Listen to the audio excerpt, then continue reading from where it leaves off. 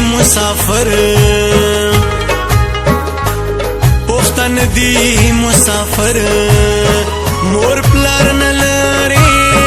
دی در پدر مور پلار نه لري دی در پدر خفا پدیو چې پردو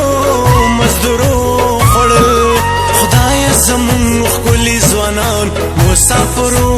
خړل